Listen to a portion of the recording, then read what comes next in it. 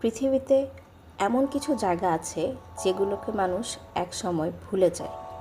সেখানে হয়তো একসময় মানুষের হাসি ছিল, পায়ের শব্দ ছিল, কেউ প্রতিদিন সকালে দরজা খুলে বাইরে বের হতো, কেউ বিকেলে গাছের নিচে বসে থাকতো।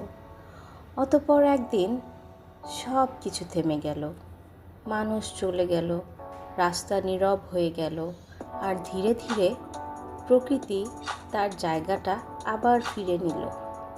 প্রথমে একটা ছোট লতা, তারপর দেয়ালের ফাঁকে জন্ম নিল শ্যাওলা, ঘাস ঢেকে দিল পুরনো পাথর, আর কয়েক বছর পর সেখানে একসময় মানুষের জীবন ছিল।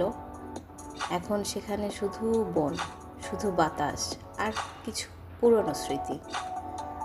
আজ আমরা এমনই একটি জায়গা আঁকবো, একটি পরিত্যক্ত বন, যেটা আসলে কখনো মরেনি। প্রকৃতি শুধু তাকে নিজের মতো করে নতুন করে সাজিয়েছে। আমি যখন একটা পরিত্যক্ত বনের কথা ভাবি, তখন আমার কাছে সেটাকে ভয়ঙ্কর মনে হয় না, বরং মনে হয় এটা খুব শান্ত একটা জায়গা।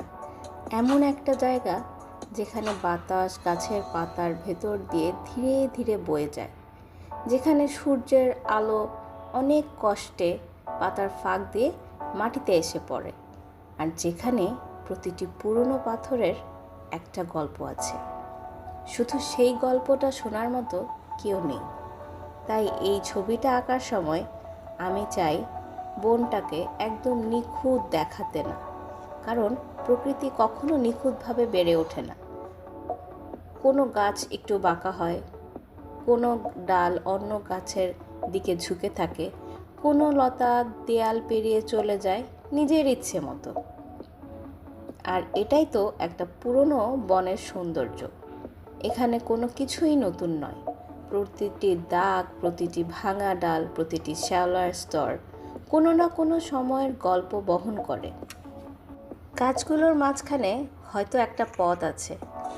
প্রথম দেখায় সেটাকে পথ বলে মনেই হবে না, মনে হবে ঘাসে ঢাকা, শুকনো পাতায় ভরা, কোথাও একটা ভাঙা ডাল পড়ে আছে। তবুও খুব ভালো করে তাকালে বোঝা যায় এক সময় এখানে মানুষ হাঁটতো।